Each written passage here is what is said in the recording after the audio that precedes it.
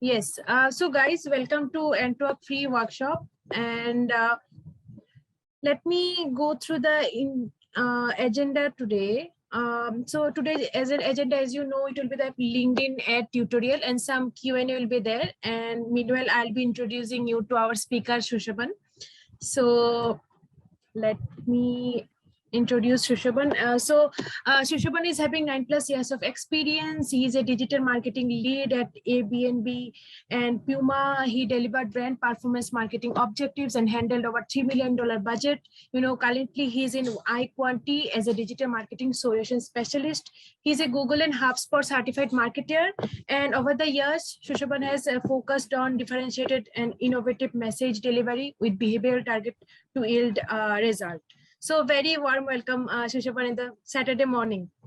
Thank you. Thanks a lot. Yeah. So Shushaban, shall you like share the screen, or it's okay if I can share? So I think it's okay if you can share. Okay.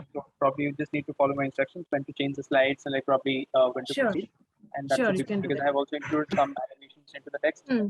So probably just wait for my signal to sort of move on, right? Yeah. Right. Okay. All right. So can we just quickly?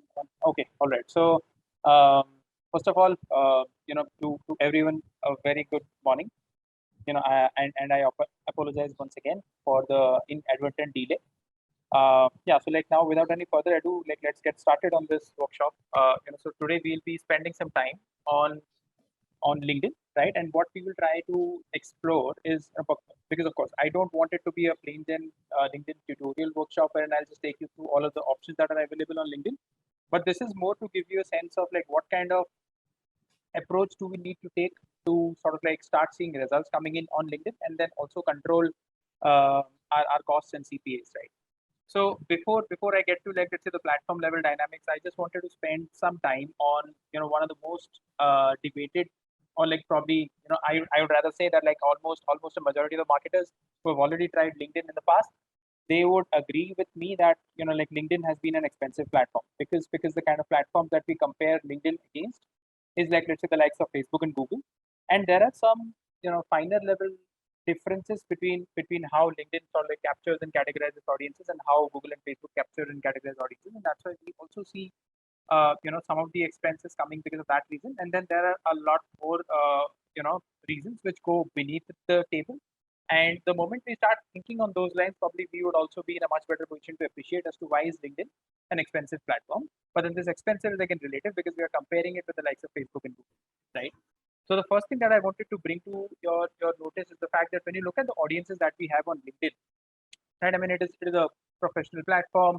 A lot of people sort of use it for B2B marketing, B2B networking.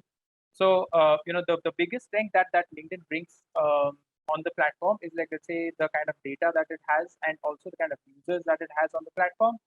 And what signals does LinkedIn know about these users, right? Because let's say if I know that okay, this person works in a company already having these many years of experience and he is currently working as this particular designation or job title, so these kind of signals it is very very hard to find on the other channels. So of course Facebook also offers or allows you to sort of target people basis their job titles or designations, but then that is not as well edged through, right? So and that's why you see in terms of the total number of users on LinkedIn and the detailing and the kind of accuracy that you get on this data about their job profiles or about their job experience is much deeper as compared to the close the close parallels that we usually draw with let's say Facebook and Google, especially when we are comparing costs. And that is let's say one of the reasons why the platform as such is quite expensive, because these behavioral audiences, these are not easily available elsewhere, right? So you have a significant point of difference that you do not see on any of the other platforms. And then of course a lot of marketers, they have also gotten benefits of let's say going after these kind of targeting, and then that's why they still sort of rely on LinkedIn even if this is an expensive platform. In fact, some of the clients that I work for, when you look at let's say the CPA goals that they kind of sort of chart out during the planning stage itself, we see that they already account for this higher cost per acquisition coming in from LinkedIn, but still LinkedIn is a part of the platform mix, and that is essentially because of these reasons. Which is let's say you get let's say much better quality audiences on LinkedIn. as compared to the other platforms, right? Rumpi, can we click on to the next one? Yeah. So the second point is like when you compare with the other social platforms, we see a relatively lower user base, right? So your entire user base on LinkedIn, that is on the lower side. And another thing is, you may be tempted to go to social media, probably 3 to 4 times a day or even more. For someone like me, I do not sort of like overdo it. So I go to it like probably about 2 to 3 times a day. But there are people who latch onto social media even more than 10 times a day, right? But when you compare that with LinkedIn, you do not see people coming onto LinkedIn as many times in a day. So that coupled with the lower user base is kind of like also yielding to the cost on the platform. And now how are these two things related, right? Because the thing is when you're serving ads, you will serve it to people who are currently browsing LinkedIn, or like let's say who are browsing through LinkedIn within your campaign duration. So if people are latching onto LinkedIn lesser number of times, and on top of that there is a lower user base on LinkedIn, so then potentially from an ad inventory standpoint, that particular piece is limited. So when you try and understand the supply and demand, and what you see is the ad inventory side of things, I mean, that is something which is limited, but the demand is still there, right? Because a lot of other companies are also bidding for that share of space. So you see a mismatch between the supply and demand, because of which, like let's say, the cost also rises. Right? So that is second reason why LinkedIn is an expensive platform. The third thing is when you look at a value of a click, right? Because this is primarily a B2B platform, and it is no rocket science for us to figure out that usually, like whenever you see a B2B transaction happening, the ticket size of that transaction is usually far higher, right? So we're not talking about a 10 rupee chocolate, we're not talking about a 1,000 rupee t-shirt, we are not talking about a 5,000 rupee mobile phone. We are definitely talking about these transactions which can go up to lakhs. It could go up to multiple of lakhs, and depending on, like I said, the nature of business and the kind of transaction that you're able to sort of like find through. Of course, I'm not saying that all of this is going to happen on LinkedIn, but then LinkedIn could initiate the first step, and then once you get into the lead nurturing phase, you could also see businesses off the run, even running into pros coming in from LinkedIn. So that's the reason the value of a click is like much more on LinkedIn, and a lot of B2B brands, they realize this thing. And when you see that the potential value coming in from this is like let's say quite high, so they don't mind paying a higher price for like let's say all of the clicks that they generate on LinkedIn. And that is also one of the reasons which kind of like drives up costs on LinkedIn platform. And then the fourth one is each of these different platforms, like of course they don't sort of like necessarily give it out in the public, but across multiple articles, like even if you do some bit of like let's say secondary research, you'll also find that there is something called as floor pricing. So what happens is, of course we all know that like all of these biddings are like let's say automated, they're all real time, and then like let's say the winning bid gets to serve the ad. So we are all talking about, okay, how much is the winner paying up, right? But like what happens is, like I say, all of the people who are eligible to kind of like bid on this, and when you look at the difference between like the people who finally get their ad served, there is a huge difference there. And the floor pricing is also another factor which is kind of like bidding into the pumped up costs. And now what is floor pricing is, like let's say the platform also determines that you need to pay up a certain amount, and if you're not willing to pay even that much amount of money, then probably you'll be very very less likely to appear in the winners list itself. So what we have seen is in the past, of course, like Google and Facebook, they are in a completely different user base altogether. They have gotten that kind of a scale, and that's why their floor pricing is way lower.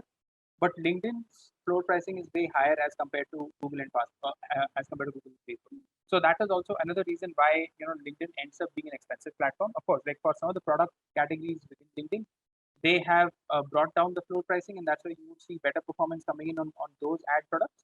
But like let's say your most common products like the sponsored ads, um, or like probably even the carousel ads, you still see that the floor pricing of LinkedIn is far higher as compared to the other platforms, and that also is a major reason as to why is LinkedIn turning out to be such an expensive platform, right, guys? And mind you, this is not the exhaustive list of reasons as to why is LinkedIn an expensive platform. There could be like let's say tons of other reasons as well. But I just wanted to get the ball rolling, and then sort of like give out a thought starter, and probably also get into this kind of a perspective wherein you start appreciating as to why is LinkedIn an expensive platform. So even though we know that LinkedIn is an expensive platform, we don't stop at that, and we sort of like probably probe 2-3 levels deeper to understand as to why is this happening. and that is a very essential trait of a digital marketer, right? So you just don't stop at data, but then sort of like dig a little deeper to understand as to what could be leading to this kind of a phenomenon that you usually see. Right? So your storytelling needs to happen, but then that storytelling needs to be data. All right. Yeah. Rumbi, can we move on to the next slide? Sure. So now, before I jump on to LinkedIn tool and then also showcase some of the things that I wanted to like show you today, I just wanted to give you, the basic fundamentals over here so that like, it becomes easier for you to grasp those. So one thing that is established is LinkedIn is an expensive platform, and unfortunately we cannot help it at this particular point of time. So the best that we could do is like be smarter with respect to our audiences, be smarter with our audience targeting, so that we can still save our dollars in terms of like saving from like let's say the media spillovers that we could get, right. So the thing is, if you're looking at Google as a platform and like probably Facebook as a platform, and then you're running a media. So even if you have like let's say 30-40% spillover, that does not that does not harm you as much as LinkedIn. I'm not saying that does not harm you, but the cost of spillover is like let's say far higher on LinkedIn as compared to the other platforms, because the platform itself is an expensive platform, right? So and especially if you're running with CPA goal, or like let's say your CPA targets, and then you're still going with the similar kind of a spillover on a platform like LinkedIn, trust me, it is going to bleed you. It is going to burn you a lot of cash, and probably you will eventually end up pausing all of the campaigns on LinkedIn because that is not necessarily yielding results, right? So that's why in terms of like us trying to get a sense of, okay, how do I sharpen my audience? How do I keep my audiences tight? How do I keep my audiences tight? Probably one of the things that we could do is like let's say earlier, if you're looking at a very broad-based audience, which is like let's say audience A, and then you also know that, okay, so this audience also exhibits or like probably one of the signals that you use to kind of categorize your audience is signal A, and then the other signal that you're using to sort of like also categorize your audience is audience B, right?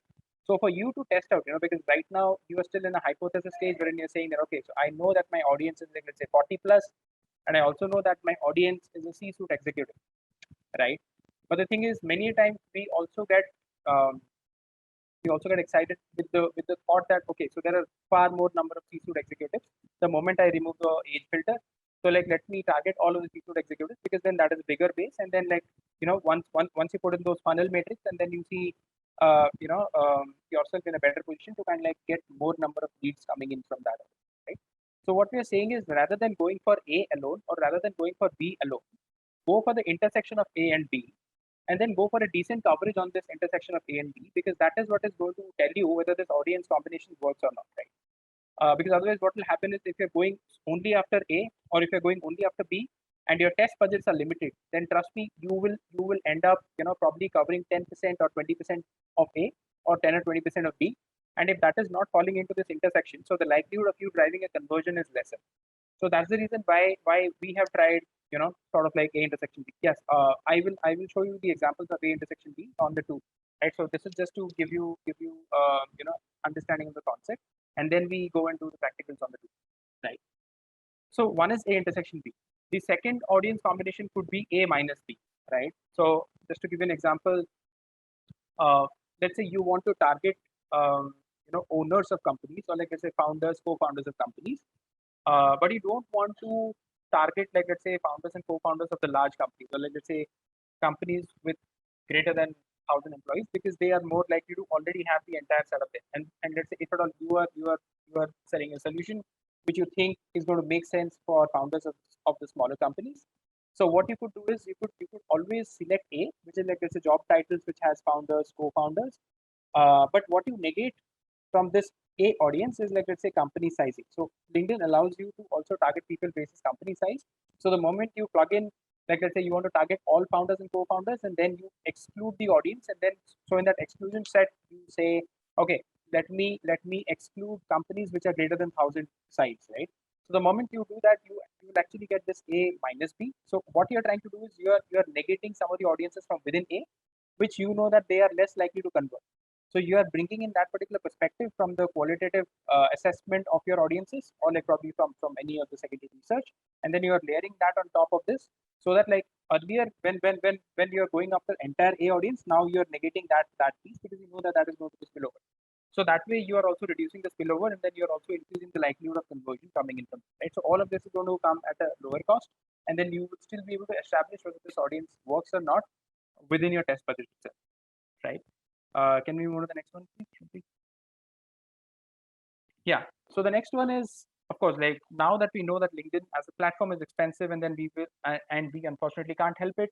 So always try to look at smaller audience segments which you can initially test out, right? So I've already given you example for A intersection B, A minus B.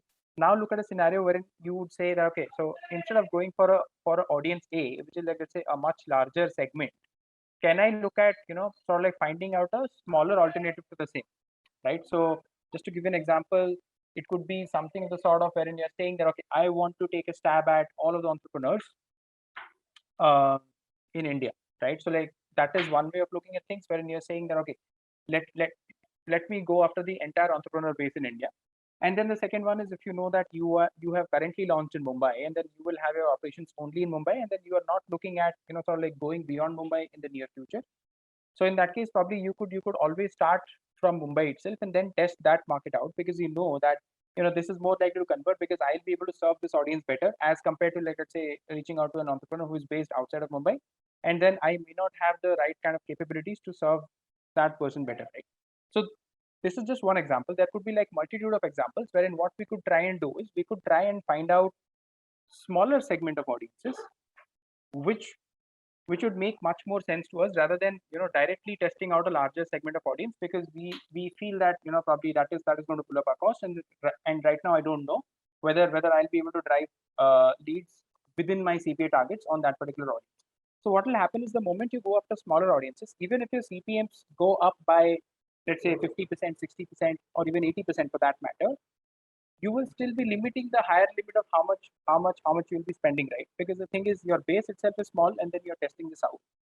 But the whole world of good that is going to do you is, you will be able to clearly either accept the hypothesis or reject the hypothesis basis this particular combination, because then you're going for maybe 50% penetration, 60% penetration of this audience.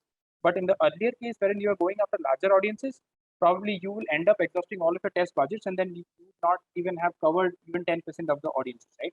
So that is not a good way of either accepting or rejecting an audience, because the numbers will not make sense, right? And over here, you will see, like, let's say, much more statistical confidence, and then those confidence intervals will come into picture, wherein you would say that, okay, I penetrated 90% of this sharper audience, and then I saw that, okay, I'm getting results at, like, let's say, much cheaper CPAs.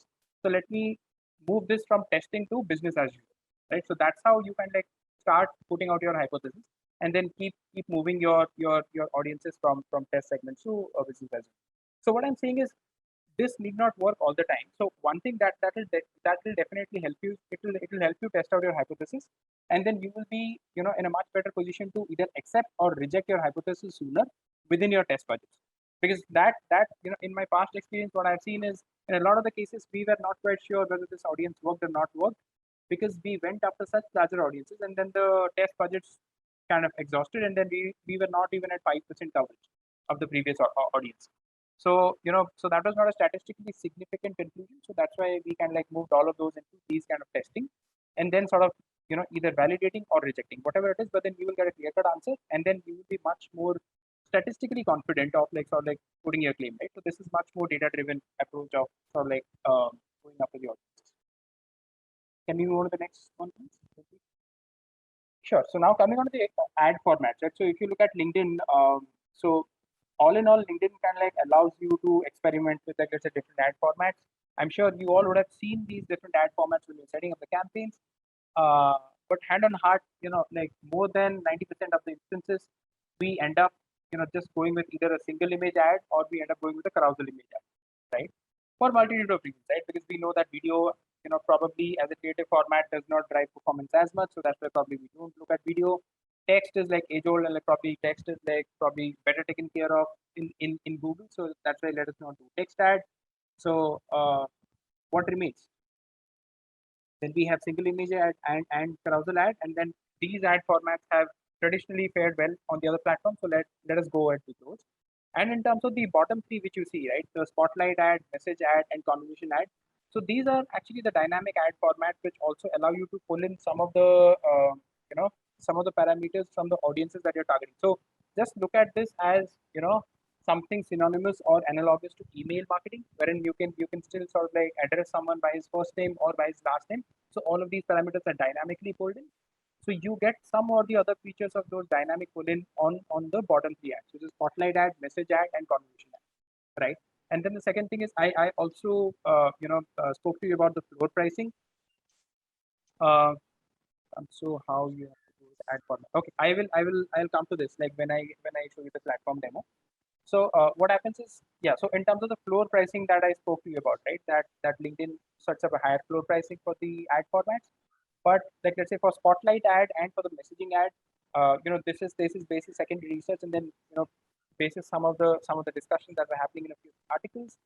Uh, what we observe is people are seeing that like they are getting like let's say uh, you know ad ads being served to spotlight ad as well as on message ad at cheaper costs. So which means that the floor pricing, which is like let's say the minimum pricing which you need to pay for you to show your ad, is greater for single image ad or a carousing image ad as compared to spotlight ad or a message ad. So potentially two reasons, right? So one is of course like LinkedIn wants you to experiment more with these ad formats because they also want to have that critical adoption for these ad formats.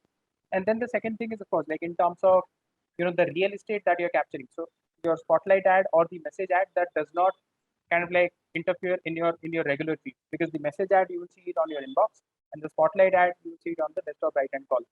So that's why these are some of the features wherein like LinkedIn feels that okay, so like it needs to push for more user adoption, and that's why it has like brought down the floor pricing here. And that's why you see better performance, given that you follow some of the other guidelines that are needed to kind of like see performance coming in from these kind of platforms, right?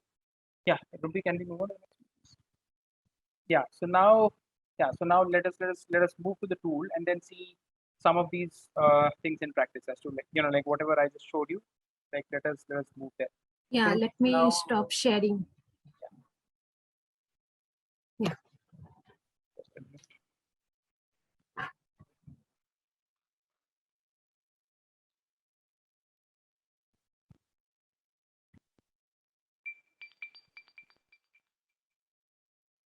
Can you see my screen?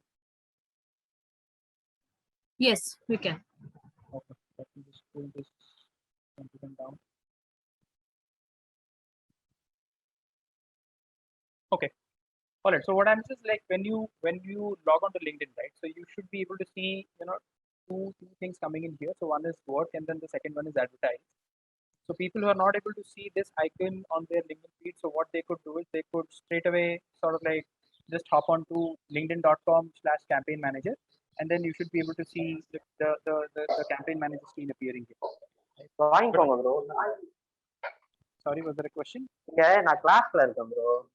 Guys, please keep yourself in unmute 1 second. Okay.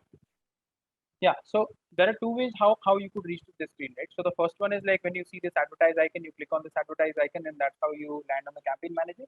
Or the second way is you just like type, like once you log in on linkedin.com, just type /campaign manager, and then that is going to bring you onto this particular screen. So how LinkedIn kind of like bifurcates all of the campaign structures is you will have accounts, which is nothing but like let's say if you're an agency or a like let's say person who's handling multiple brands or like multiple clients, you could create like separate account for each of the separate clients. So for me, so City Gold, which is a product for City, and you also have another company called Blocker, and then this is my test account or the experiment account. So let me get into this. So once you jump onto one particular account, after that you can see like you can create like let's say multiple campaign groups, and then you could run into campaigns, and then you could get into ads. Right? So if I were to draw a parallel between like let's say what happens on Facebook is like you will have campaigns, you will have ad sets, and then you will have ads.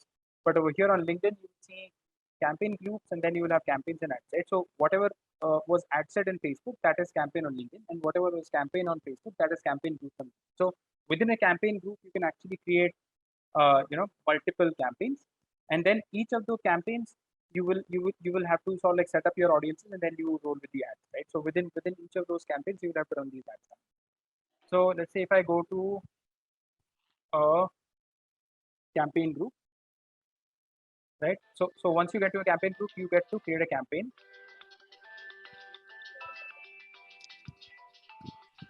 So the first Hello. thing that you, Hello. yeah, go on. Okay, I think she's picking the phone. Yeah. So once you're on the campaign group and then you have already clicked on create a campaign, then you move on to sort of like check on the Hello. objective. Hello Yes, Rashmi. या ma'am इसके लिए जैसे add आपने camping अपना start किया है तो इसके लिए मुझे अपना पेज बनाना पड़ेगा लिंक्डइन के ऊपर या मेरी पर्सनल प्रोफाइल से भी मैं ऐड कर सकती हूँ पेड नहीं, आपको अगर ऐड चलाना है so then you need to have a page. Okay Yeah, because LinkedIn will allow brands to kind of like run ads. Currently, matlab, if you're an individual person, a lot of the ad products that you see over there, so that will not allow. So I'll also come to that point where like I'll show you like where does LinkedIn ask to sort of like put in your page's name for you to be in a position to finally execute the campaign. Okay आप मतलब setup और ये सब चीजें कर सकते हो but unless you give that page का URL, it will be difficult for you to like maneuver through this and then take the campaign. Okay Okay. So once you have the objective selection, let's say we choose website conversions. Yeah. So this is where you see, like let's say, like how do you want to create your audiences? So currently it is set to India. So for the sake of this example, let us go with India itself. So what it shows is currently, if you look at India's target audience size, so there are about 75 million plus audiences coming in from India as the location. And here you can also choose whether you want it to be recent or permanent. So what is the difference between recent or permanent? Permanent is like someone who stays in India, and recent is probably it is also going to add people who have visited India in the recent times, and it is also going to club it with like let's say people who stay in India. So depending on like what exactly is your objective, you could choose to go with either recent or permanent, or go with just permanent location, right? So let's say you want to negate people who have just paid a visit to India, but then they may not be the right audience for you. Then in that case, you can go with permanent location. But the sense is like you do not get a huge difference here. So even if I select permanent location, you see this is still like 75 million plus, right? But like that's what is the difference between recent or permanent. And over here you choose your language. So this in most of the cases is English, because that's what gives you the maximum coverage. And now you see these two features here. So one is like narrow the audience, and the second one is exclude the audiences, right? So now remember what I had mentioned is A intersection B. So this narrow audience is nothing but your A intersection B. So let's say if I go with like let's say some of the audience attributes, which is I want to target, let's say people basis the job titles, right? So what I'll choose is, let's say I want to target all CEOs.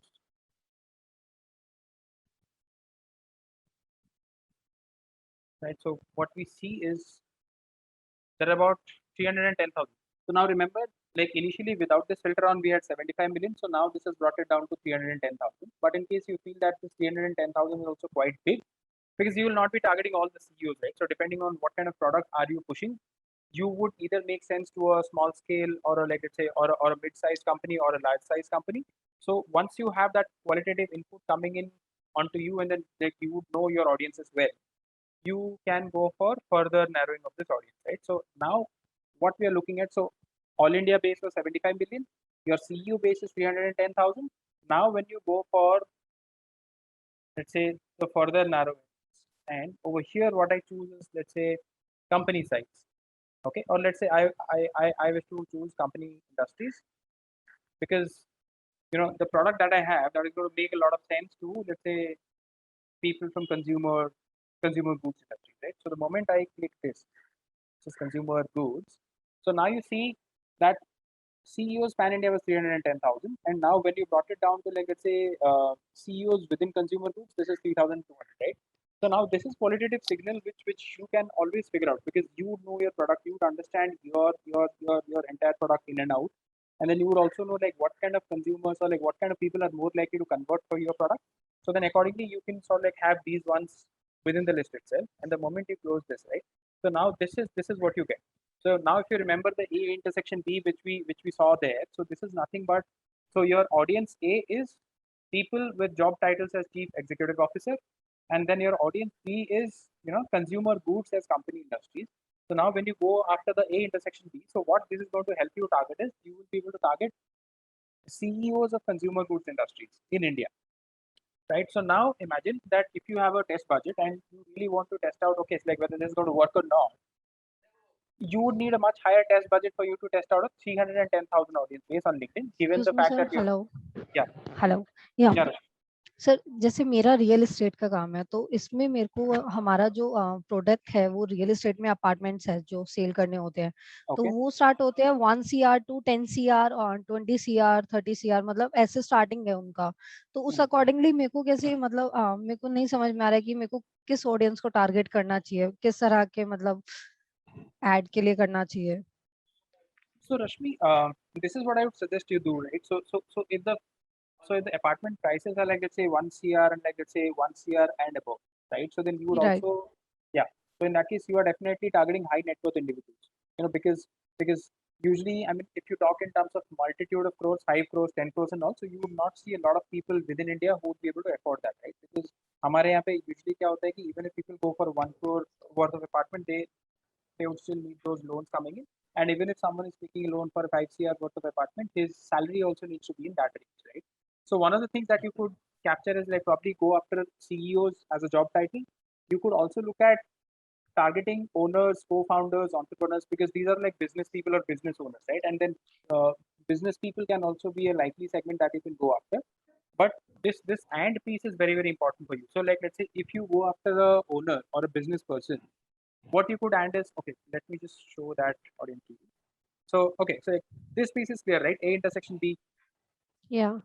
Yeah, okay, got it. So now let us go back here, and what you could do is, so you could add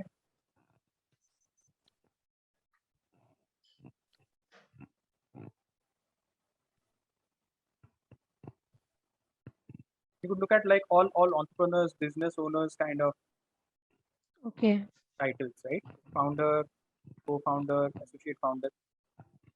All right, so now what it is helping you do is like your reach is going up because the target audience size is also growing. But over here, what you could do is you could remove this, because यहाँ पे तो हमारा कोई ऐसे so we do not have any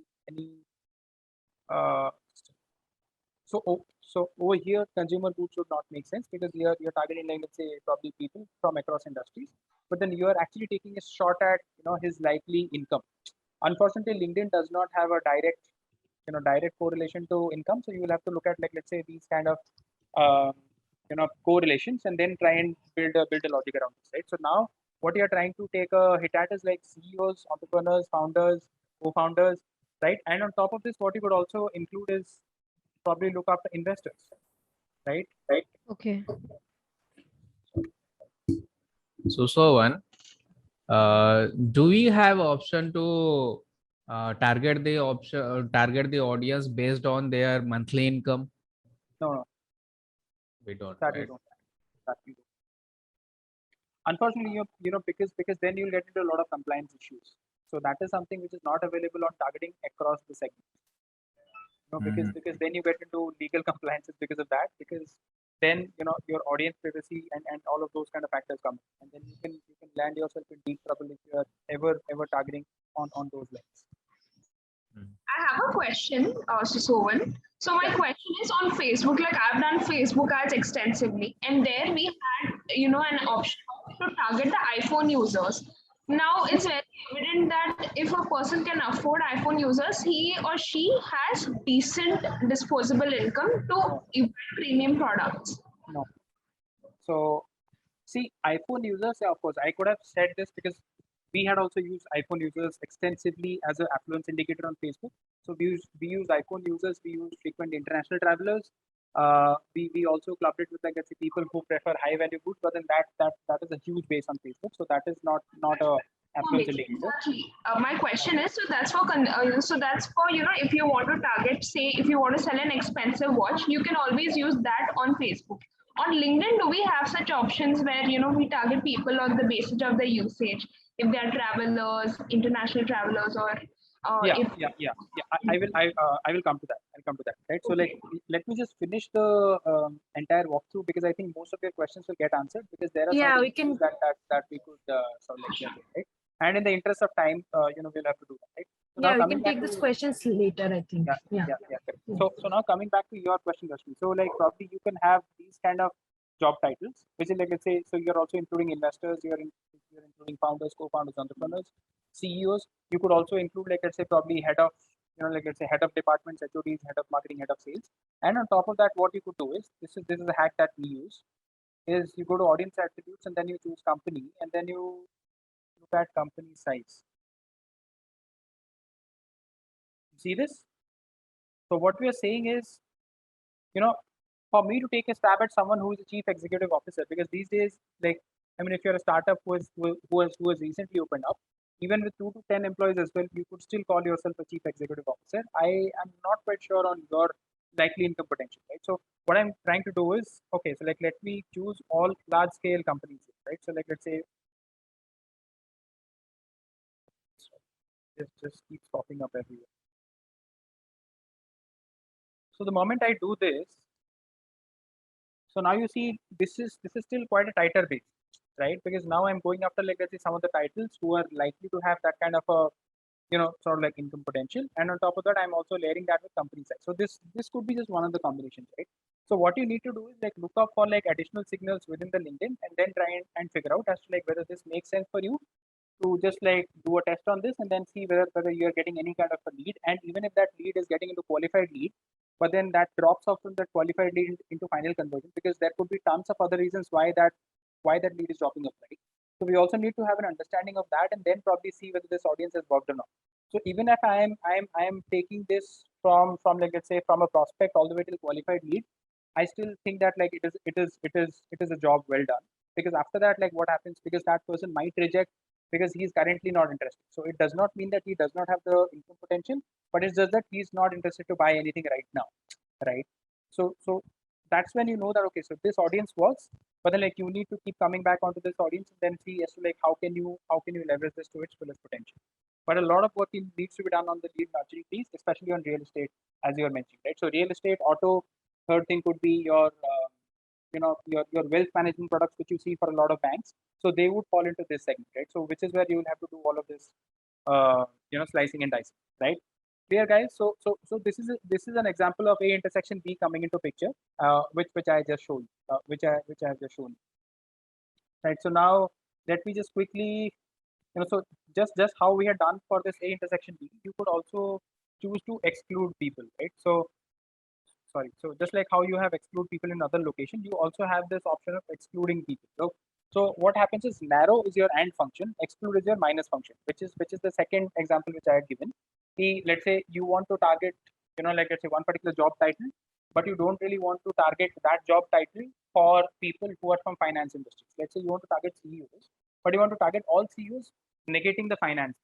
So you can always go to like let's say so when you click on this exclude, it will again show you the entire list of options which you have. You go to audience attributes and then you choose like let's say what you want to negate, and then you could negate that, and then that's how you arrive at the A minus B segment, right? Now the third one is like let's say for those smaller audience segments. So now that is something wherein your understanding of your consumers, your understanding of your TG becomes important, because then probably I could begin with let's say I want to target everyone in finance, to sort of like breaking it down to okay, I want to target only CAs, I want to target only probably some of the critical functions within finance, and then I set out this test, because you know targeting larger or broader based audiences is always the easier way out. And then people who are lazy enough, they are not going to do any kind of further research to figure out as to how do I go for a much tighter or like let's say much sharper segment. But the moment you deep dive into your audiences to understand, okay, so like how can I look at a sharper segment for me to test this audience out, you will still get probably a couple of signals, and then look for close indicators of those on LinkedIn, and then you bring that down into targeting parameters, right? So now let me just quickly show you on the on some of the other attributes, right? So one is the audiences piece. So this is your typical list upload. So this is basically your Facebook custom audience tool, wherein you upload a list of your own individual customers, and then let's say you want to just so one of the good use cases for this could be like let's say you want to drive a referral program. right? So you would reach out to your existing customers, and then you're saying, okay, so like get us referrals, and then you end up earning bonus or like let's say some cashbacks and all. So probably that could be one way of looking at this. The second way could be like let's say cross selling. So you upload the list of your existing customers, and then you are reaching out to them for like selling some other product of yours, which they could be a like a good potential base for. So so the options that you have within this is like let's say the company list or the contact list. So if you have the contact list, which is like let's say the contact list of your existing customers, you get into this, and then that's how you get going with this. And company list is basically like if you are having software and you feel that like this is something which is going to help you target probably companies within a specific area, and then you have already done the hard work of like charting out all of those companies. So you could like sort of like bump in that company list and then sort of like create that list and upload that to set up your target, right? And similarly, if you look at your lookalikes, so for this, you'll have to create a lookalike audience. So you go with those listed audiences, and then you create those lookalike audiences, and then you could select what lookalike audiences we want to go after, right? And similarly, right? Like let's say you're retargeting based. So like once you have a LinkedIn Insight tag on your website, so you could also create your analytics based audience basis, right? So like let's say you want to target people who have added to cart but then they have not shopped, or you want to target people who have landed on the lead form fill page, but then they have not completed the lead form page yet, right? So all of these pieces you could set up within retargeting itself. So which could be like let's say target all of the people who are landing on the company page, or they are getting into like let's say they have said that we will attend the event, because you can create your events on LinkedIn, and then whosoever has said they will attend the event, you can reach out to them. Leads and forms, so you can also create those retargeting basis using basis leads and form. You could look at like let's say video based retargeting as well, which is like let's say you have pushed out a video and then you want to target video viewers of that, and similarly website visitors, right? So this is basically people who engage with your company page on LinkedIn. This is your website visit, right? And this is basically this is slightly advanced, because then you will have to sort of like upload those bases coming in from third party from third party contacts, and then like once you do that, you'll be able to also run these campaigns within LinkedIn, right? But like currently, since I do not have this, because this is a dummy account, so I'm just like giving you a flavor of like what all things can you try. Similarly, on audience attributes, I mean, if you play around with this, you will see there are tons of ways by which you could sharpen your audience, right? So one is company. You will see all sorts of things. You're starting from a category to like let's say what kind of connections, how many number of connections should the company have before you start reaching out to them. And you can also target companies based on their growth rate, right? Let's say you want to capture companies which are in the growth phase, and then they are like really pumping in like let's say really good growth. You would always choose to go with like let's say companies with over 10% growth. So like this also is available as a targetable feature within LinkedIn. And the rest of the ones are like quite straightforward. Right? Company side we have already used, and that's why it's currently not letting that open. You can target companies based on revenue, company names, and all of that, right? And similarly, demographics is your standard age and gender. Within education, you can also create fields of studies. What were the schools from which they have done their education from, and what are the degrees that you want to target.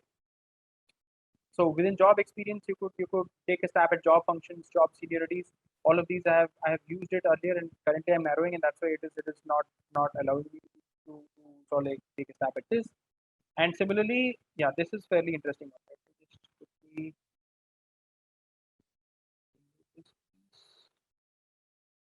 so that we get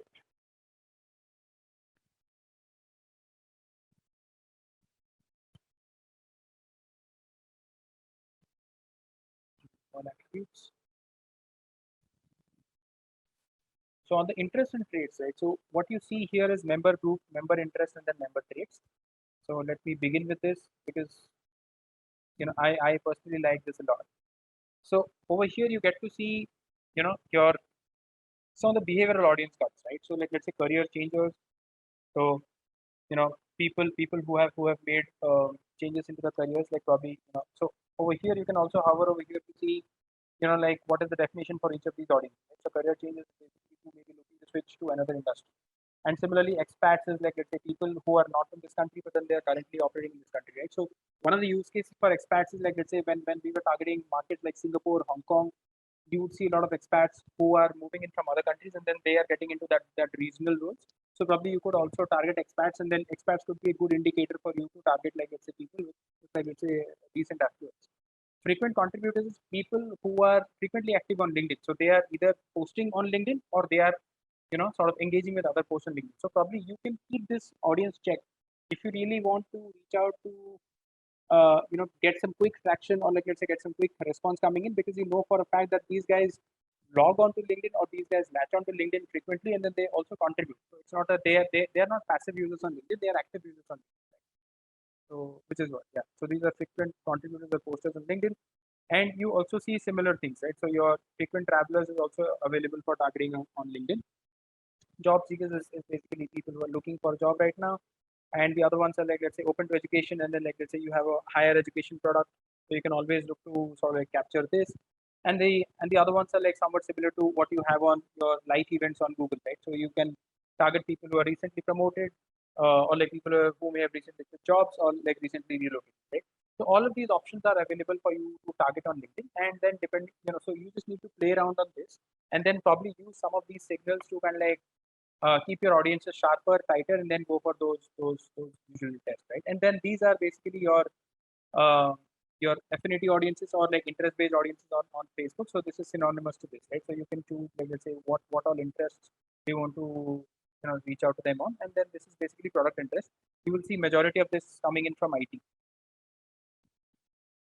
right? So this is what was there in interest in traits, and then sorry. So this is, basically you will have to search for, let's say, because there are a lot of LinkedIn groups. So if you want to target people who are a part of digital marketing, yeah. So the moment you look up for digital marketing, it also throws you, like, let's say, what are the groups which are available within digital marketing, and then if you want to sort of like take a stab at reaching out to people who are a part of this group, that is also available as another option within interest in fields, right? So once you play around once you play around with the tool, you also see a lot of options, and then accordingly you can figure out as to how do you bring in those quality signals, and then kind of get into those kind of, either AND function, exclude function, or look for a closer estimate, or look for a smaller sized audience, which would still exhibit somewhat for somewhat similar behavior, and then you go for reaching out to those audiences first, max out your penetration on those audiences, then try expanding into the larger circles, just to ensure that you're not dropping a bomb in terms of like asking for budgets which are never going to get it, right? And now in terms of ad format, so this is what I was talking about. I'll quickly just take you through probably a message ad.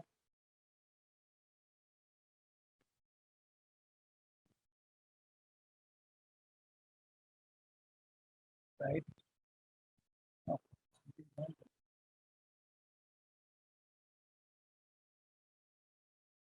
Okay, so once I do this and then jump on to next, it will show me. So I'll have to sort of like set up the other pieces. So and then like it is up to you whether you want to put the LinkedIn audience network into action. But basis my experience, I have never seen this work, right? So the and even worse, like let's say when you already know that like your cost of serving impressions on LinkedIn itself is fairly high, and on top of that, when you keep your LinkedIn audience network expansion on, and then you're reaching up to like let's say 25% more audiences. I'm talking about keeping your audiences tighter. This is going after like let's say really broad-based audience. So the only place wherein this might work is when your audience is very very little, right? Let's say 500 people, 1,000 people, 1,500 people. So in that case, probably you could still like keep this check, so that you're still getting a sizable audience for you to go after, and then probably sort of like get any kind of data read coming in from there, right? And then the rest of the pieces are like fairly straightforward. You set up either a daily budget or a lifetime budget, and then accordingly put out your start date or end date. And then the start and end date is available the moment you get into, like let's say either a lifetime budget or the other one is a daily budget. And within optimization goal, now this is interesting. So you could choose to. So now one of the ways by which you could look at like, okay, so how do you kind of like control this is like you can do the math at your backend, right? So currently what have we selected? We have selected the message ad, right? So it is asking me to pump in like let's say what kind of cost are you willing to put in for ad send, and over here it says that your bid must be at least 1.3, right? So if you remember, I spoke about those floor pricing and all. So this is one of the ways of like let's say that floor pricing coming into picture, wherein it is not allowing me anything lesser than that. So the moment I kept here as 1.5, which is greater than 1.3, it is also giving me my estimated forecast and all. So once you have this piece in, because like let's say automated piece is not available for this kind of an ad format, and then you have something called as conversion tracking. So over here, if you have your LinkedIn Insight tag, which is loaded on the website, you can also select what would you take as a conversion, right? And then accordingly sort of like plug that in and then sort of like have it here. And once you keep this, because like right now I do not have any of those Insight tags, so you could then move on to the next segment. So unless until you complete this, you will not be able to move to the next section, right? But guys, the thing is, like, if you want to understand the spotlight ad or message ad or conversation ad in the greater detail, in the interest of time, I'm not deep diving into these, but you can always get into YouTube and then look at, like, let's say dynamic ads on LinkedIn, and then it is going to tell you about these three ad formats, which are the dynamic ad formats. The other ones are not dynamic, right? So like whatever you given, like LinkedIn don't take it as is for these, right? So now quickly coming on to some of the quick hacks that you could use to sort of like also keep your costs low is of course like A intersection B, A minus B, and then like let's say creating those sharper audiences. These are like let's say some of the thought starters. Some of the additional pieces that you could use is like let's say you can choose to bid on CPM rather than bidding on CPC, right? Because right now I have selected some other some other ad format, but if you look at sponsored ad as a ad type, you also get to choose like whether you want to bid on CPM or you want to bid on CPC. So over there, try bidding on CPM because that is one of the ways by which you can keep your cost low. And if you are using your quality signals really well, so in that case, you should not really worry about your CTRs going, like extremely low. Because if your gut is, or like if your hypothesis is that like this is the right audience for me to go after, then trust me, it does not matter if they see your ad as the second product on the LinkedIn feed, or if they see it as the sixth product on the LinkedIn feed. That should not matter a lot. So that way you should be able to keep your cost in check, right? So that is one way of looking at this.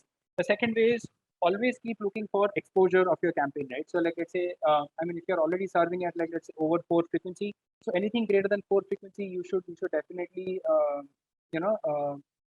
that's a red flag for you because you already know that you have already served around 4 frequencies within like let's say 15 days or like let's say within 3 weeks time.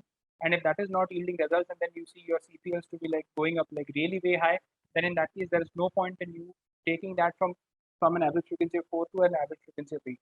Because then what will happen is you're just paying LinkedIn a lot more money to reach out to the audiences who are not interested.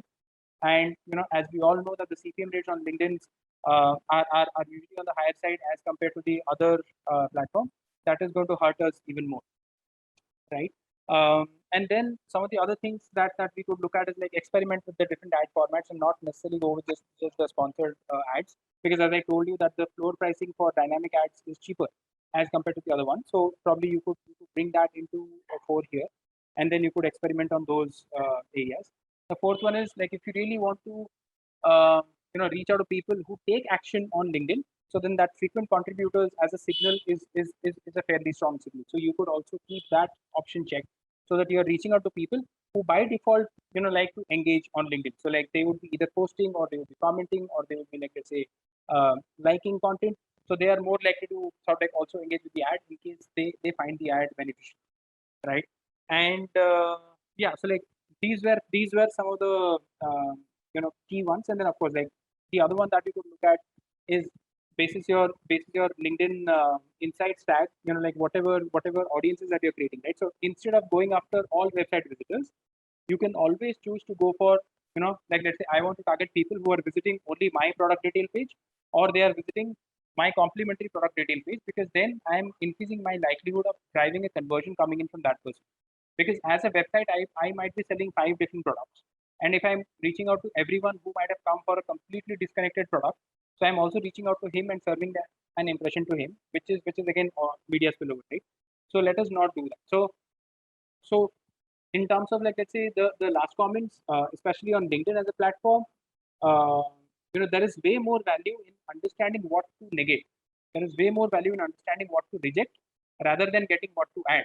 Because the more you add and the more you get into those media spillover pieces, you are eventually getting into that trap of letting LinkedIn sort of like burn you out of a lot of cash. So that should be the approach here on LinkedIn. So don't start from big, start small, go for a bigger coverage, and then see what kind of numbers are you getting it. accept or reject the hypothesis, and wherever the hypothesis is getting accepted, you slowly and gradually expand your circles and then kind of keep moving them from test to business as usual. Right, Ruby, I'm sorry, I think I have taken up all of the 1 hour, and we still have, No, that's fine. That's fine. Can I share now? Guys, you can yeah. post your questions. You can post your questions. We'll take those up. Let me share my screen. Right. So thank you, Shushaban, for your time. And I just want to take a moment and tell what we as an Antwerp doing. So as you know, like Antwerp is a learning movement powered by, industry experts like Shushaban. And we have 3 philosophies, right? So first one is learning from practicing professionals. Like today we learned from Shushaban. So what we did in Antwerp is we brought experts from like different sectors. They came from different brands. They came and shared their experiential knowledge they gained from their job. And this is the first philosophy. So second one is learning by doing things. We focus on hands-on thing. Today we did hands-on, like Shushaban showed LinkedIn ads. So we focus on learning by doing. And then third one is learning through live immersive classes. As you know, everything is online right now. So we believe in live classes rather than, self-recorded content. We think in live classes, the study will be more effective. So depending on our philosophy, we introduced master's program in digital marketing, which is a 16 weeks program.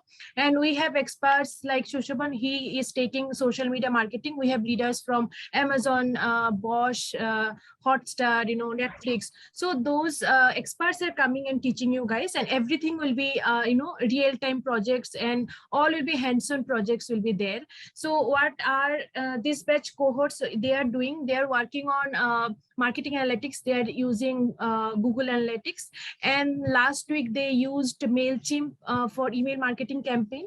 For Shushaban's module, they did Facebook ads. They run real-time Facebook ads. They did Google ads also in Namrata's class. So everything will be in hands-on. So if you guys are interested, you can check this link out. I'll put the link in the chat box, and if you sign up, we will connect with you, and some offers are also going on. So yeah, please do check out. And Shushaban, if you want to tell about your module, what you taught in the batch, like this batch, so it will be helpful for them. Yeah, sure. So we went through, let's say the entire, core foundational principles of social media marketing.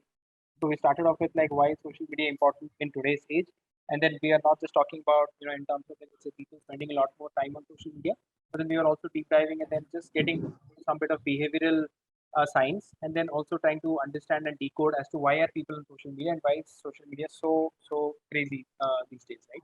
And then we are getting into some of the foundational aspects of social media as to how do you plan out on campaigns, how do you plan out your creatives, what is the right way of like approaching targeting on social media.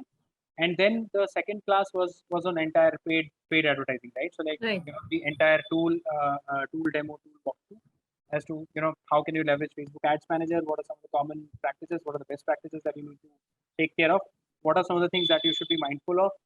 And yeah, and then like we had some interesting so like in class exercises on people taking a stab at also analyzing some of the Facebook ad creatives and then giving us their point of view on like why Yeah. do we think that this ad is good or bad or ugly. Yes, we had And- breakout session. Correct, Right. correct. Yeah. And then there was a project as well, wherein they had to sort of like run campaigns on Facebook and get leads to, I think, a masterclass. Yeah, it is a masterclass or a boot camp. Yeah. So they were also running that project. So guys, please, if you are interested, so you can click on the link I have shared in the chat box. And I think it's 12:04, Shushaban, but can we take like 2-3 questions? I know it's we crossed 1 hour mark, but Yeah, we sure. can, So yeah. Yeah, so I think I'll just like touch upon Rashmi's question, or like probably somebody else who asked like, do we need to have a company page to run ads on LinkedIn? See, out of the 7, I think for 4 or 5, you would need to have that company page. But for running message ads, because like that is something which can go in from a person to another person. You don't need to have that as a company page setup. Similarly, I think for conversation ad as well, you do not need a company page. But for the other ad formats, you will need a company page, right? So starting from your image ad, carousel ad, video ad, even spotlight ad for that matter, you need to have company pages for these. And the other one, I mean, even if you don't have a company page, it's still roll with that. Okay, so shall we Right. take some more questions? I see some Yes. questions in chat. Okay, so Mm, is contact TA. Okay, so TA is an organization decision maker. Okay, so now this is somewhat debatable because there are pluses and minuses in both, right? So the plus in sort of like reaching out to the TA main feature is the fact that like they are more likely to sort of like read their messages as compared to sort of like reading through an ad, because these days we have become so much ad blind that the moment we realize कि अच्छा चलो यार ये तो ad है देखना ही नहीं है, and like we completely just like switch ourselves off, right? But the flip side to this is if you're reaching out to a TA, because TA is talent acquisition lead as well in a lot of companies, like let's say HRs, so they will be getting a lot of these messages on a day-to-day basis that your message will be lost in the entire swarm of things. So like even if you're running an email, so then you're at least ensuring that you are there on top of their message feed, and then it is up to them to sort of like read this or not. But my sense on this is like, I would still, go with a 60-40 kind of a scenario with 60% moving towards, the sponsored message ad, which is your in-name as compared to the ads. Because I don't even remember when was the last time I sort of like clicked on the LinkedIn ad. Of course, like I have taken notice, but I have rarely clicked on those, right? So what is happening is that exposure is happening, that awareness is building, but probably that action, I as a person, I'm talking about me, it can be different for other people as well. But in-mails is something that I definitely check, because that could be something important which I may miss out on. So I really give it a yeah. all right. So can you take another questions and we can wrap up also? Yeah. So if I want to start my freelancing in digital marketing, so what's my target audience? Yeah, so like if you're freelancing, you are more likely to get your projects coming in from smaller companies. Right? So look at the company size and then target basis that, and then reach out to them through sponsored message ads. Because for the other ones, you still need a company page, and probably you may not be able to do that. But like let's say reaching out to people, so you need to first look at your industry. So which industry are you willing to serve?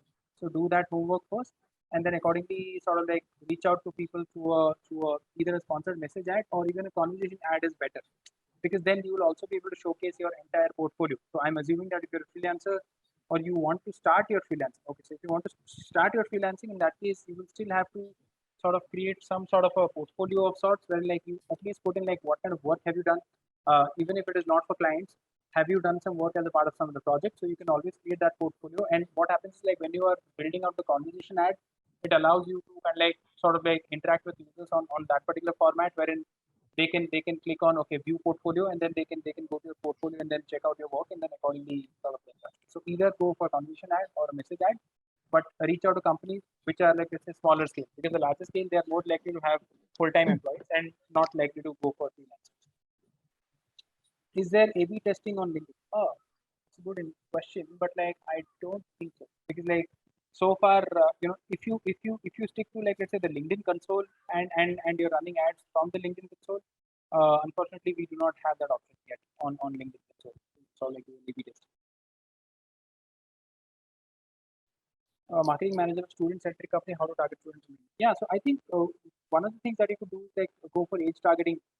Look at people who are 18 years old, or like in case you are targeting like let's say people who are postgraduate students, probably you can also keep the age range a little higher, because people usually have certain years of work experience. After that, they go for like their postgraduates. At least that is the case in MBA. I'm not sure about the other courses. You will have to do some bit of homework over there.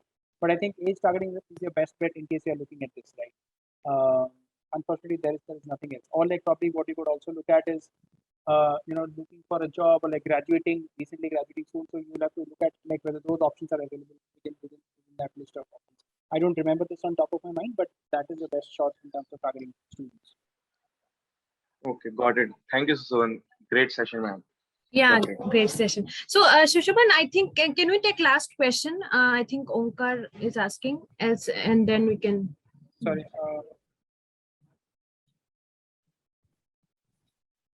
Okay, so portfolio I add is about us or a separate section for portfolio.